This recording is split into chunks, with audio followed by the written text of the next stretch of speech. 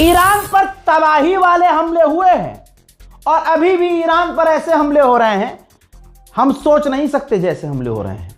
हां, लेकिन इसका मतलब यह है क्या कि ईरान ने पलटवार बंद कर दिया है? ईरान ने तेल अवीव का तेल निकाल दिया है। ईरान ने तेल अवीव को पूरी तरह से हिला दिया है। तमाम एयर डिफेंस सिस्टम तेल अवीव में फिर फेल हुए और सिर्फ तेल अवीव की बात हो तो क्या ही कहना, पूरे इजराइल में इजराइल के एयर डिफेंस सिस्टम फेल हुए और खासकर तेल अवीव का जो नक्शा बदला गया है, आहा भाई, ऐसी तबाही तेल अवीव में कि मैं आपको क्या ही बताऊं। और बताने से बेहतर यह है मैं आपको दिखाऊं। देखिए, शेयर कीजिए और चैनल को सब्सक्राइब कीजिए।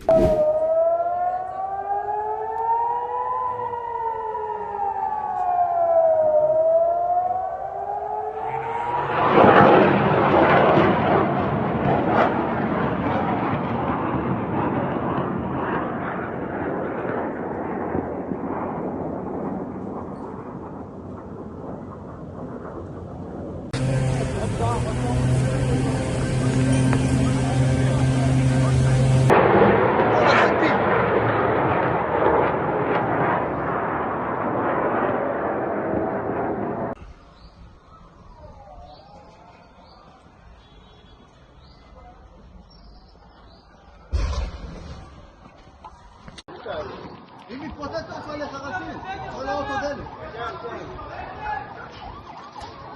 יש מישהו באוטו האלה?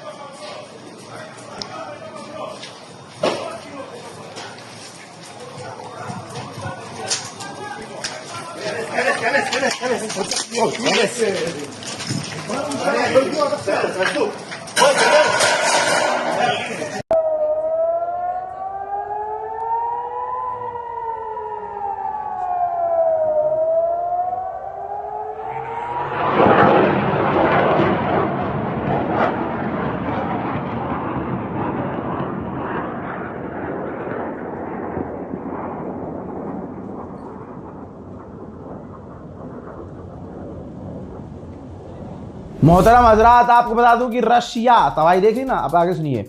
रशिया पर इल्जाम यूक्रेन ने लगाया है।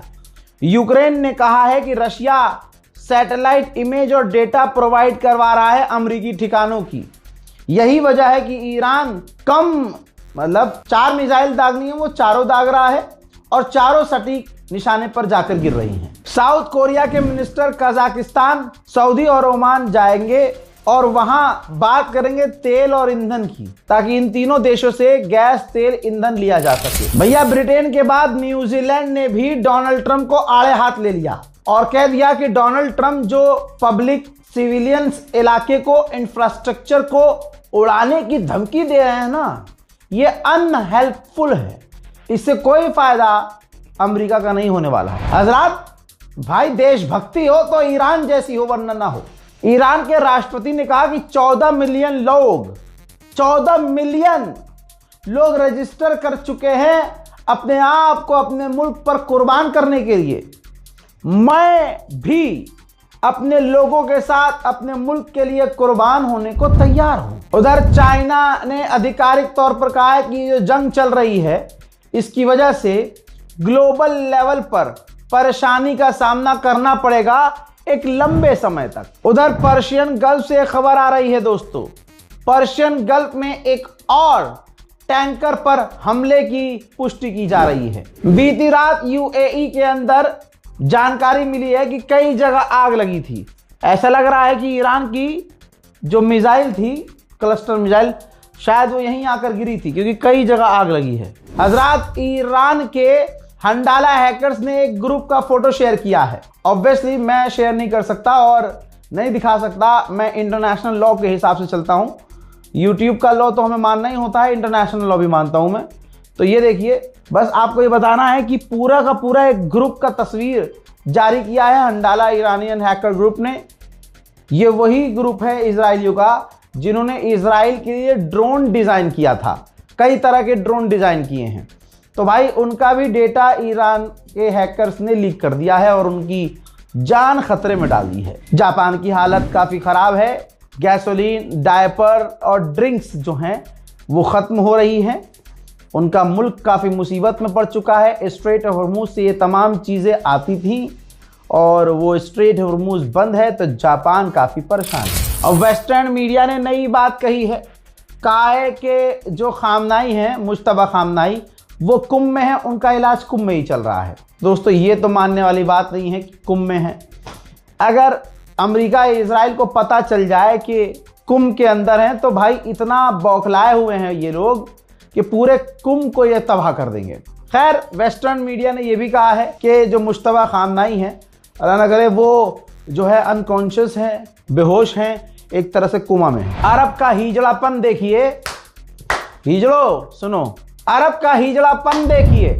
2 महीने से यानी रमज़ान के वक्त से ही अभी तक मस्जिद अल अक्सा बंद है। खासकर ईद के दिन ये पहली बार ऐसा हुआ कि बैतुल मुकद्दस बंद रहा। लिमिटेड लोगों को भी जाने नहीं दिया गया। उस जगह पर बेंजीवीर पहुंचा है, मस्जिद अल अक्सा बेंजीवीर पहुंचा है। जब एक मुसलमान के लिए भी बैतुल मुकद्दस खुला नहीं है, ऐसे में बेंजीवीर बैतुल मुकद्दस गया है। बताइए, जो शिया सुन्नी करने वाले गंदी नाली के कीड़े हैं, क्या वो बैतुल मुकद्दस पर बोले कि इस साल पहली बार ऐसा कैसे हो गया कि मस्जिद अल अक्सा बंद रखी गई? कोई अरब बोला? मोहम्मद बिन सलमान सुअर की जात बोला? नहीं बोला। जॉर्डन का किंग गंदा इंसान कुछ बोला? नहीं बोला। इजिप्ट का राष्ट्रपति सीसी कुछ सुअर की जात बोला? नहीं बोला। तुर्की तो मुसलमानों का रहबर बनने का ख्वाब देखता था। उर्तुगुल गाजी सीरियल बनाकर उसने सोचा कि अब तो मैं पूरी दुनिया में पूजनीय हो जाऊंगा, लोग कहेंगे यही तो रहबर है। अब इस बुढ़े रजब तैयब एर्दोगान से पूछो कि ये जो पहली बार बैतुल मुकद्दस परमानेंट मुसलमानों के लिए बंद कर दी गई है और ईद के दिन भी बंद रखी गई है, इस पर तेरे मुंह से क्यों कुछ नहीं निकला? ये है 56 बहनों की औकात। मर्द तो इनमें एक ही है जिसका नाम है ईरान।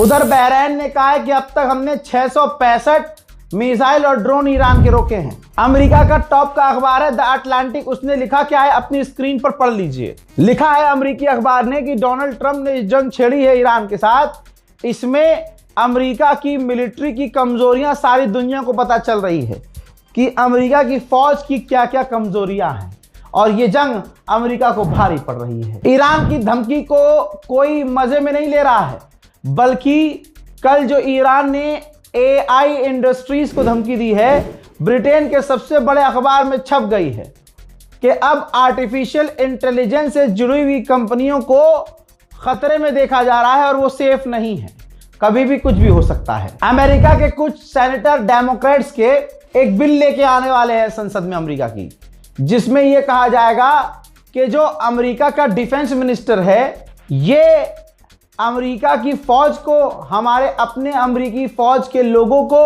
वॉर क्राइम में इन्वॉल्व करवा रहा है और उनकी जिंदगी के लिए और अमेरिका के लिए खतरा पैदा कर रहा है। ब्रिटेन, न्यूजीलैंड और उसके बाद अब फ्रांस ने भी, रिपोर्ट पढ़ लीजिएगा, फ्रांस ने भी साफ कह दिया है कि ये जो डोनाल्ड ट्रंप ने ऐलान किया है कि हम सिविलियन इंफ्रास्ट्रक्चर पर हमला करेंगे, हम इस एक्ट के खिलाफ हैं, इस फैसले के खिलाफ हैं। सिविलियन इंफ्रास्ट्रक्चर पर हमला करना यह कहीं से भी सही नहीं है। डोनाल्ड ट्रंप पूरी दुनिया में अकेला पड़ता जा रहा है। नेटो, यूरोप ने साथ छोड़ा और तमाम धमकियों के बाद किसी ने ट्रंप का साथ नहीं दिया। बौखलाया इतना कि जर्मनी को भी उल्टा सीधा कह दिया। याद होगा आपको, जर्मनी के बारे में गुलाबी सुअर ने कहा कि जर्मनी को हमने बनाया है और आज वो हमें आंखें दिखा रहा है। हम याद रखेंगे कि जर्मनी ने हमारा साथ नहीं दिया है। इसी तरह से रोतड़ू रो रहा है कि इसने साथ नहीं दिया, नेटो ने साथ नहीं दिया, फलाने ने साथ नहीं दिया। अब ब्रिटेन और फ्रांस भी पलट गए। फ्रांस ने भी कह दिया भैया ये तो गलत है जो तुम कर रहे हो। भाई ईरान नहीं रुक रहा। ये देखिए, ईरान इराक में कुर्दिश लड़ाकों पर लगातार हमले कर रहा है, जबकि कुर्द के लड़ाकों ने माफी मांग ली है। कुर्द ने ऐलान कर दिया है कि भैया हमारी ये लड़ाई नहीं है। कुर्द ने ईरान से कह दिया है कि पापा हम नहीं लड़ रहे हैं, हमें आपसे लड़ना भी नहीं है, लेकिन ईरान पेले जा रहा है। हजरत मोहतरम, उधर इजराइल के अंदर हिजबुल्लाह का ड्रोन डायरेक्ट हिट हुआ है।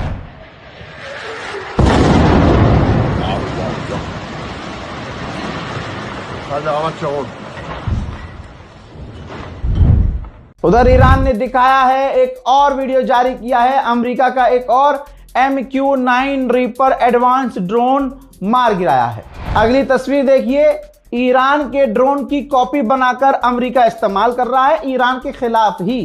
ईरान ने ऐसे ड्रोन्स को भी मार गिराया है। अमेरिका की रिपोर्ट बता दूं आपको तो हालत अमेरिका की ये है, खाना पानी डीजल पेट्रोल सब महंगा हो रहा है और अमेरिका में हीलियम की भी, अब हीलियम जो गैस है उसकी भी कमी हो रही है। ईरान में अलबोर्द के इलाके में अमेरिका और इजराइल का हमला हुआ, 18 सिविलियंस मारे गए जिसमें बच्चे भी शामिल हैं। अल्लाह अकबर। रिपोर्ट आ रही है कि कुम, मशहद और खर्ग आइलैंड पर भी धमाके की आवाज आ रही है। फिलहाल के इस रिपोर्ट में इतना ही।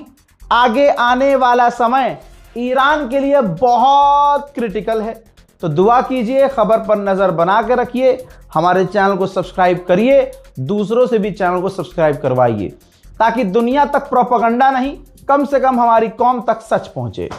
और वो लोग जो फिर से डोनाल्ड ट्रंप को मार दिए थे, अभी उन्हीं लोगों ने नेतन्याहू को मारा था कुछ दिन पहले। वाहिद आपका ये भाई चीख रहा था कि इनके चक्कर में मत पड़ो। अबे जिनका काम ही पत्रकारिता नहीं है, जिन्होंने अभी जो ये खबरें बना रहे हैं वो खबर नहीं, असल में वो अपने फॉलोअर्स बना रहे हैं फेक न्यूज के जरिए।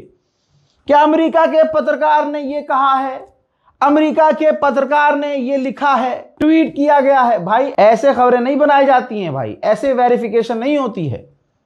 अब लगे पड़े हैं लोग, अरे मर गया ट्रंप, मर गया ट्रंप, हो गई तुम्हारे मुंह में घोप घोप। अबे भैया मत करो चीजें, ये चीज ऐसी चीजें जलील करेंगी आपको, रुसवा करेंगी आप लोगों को।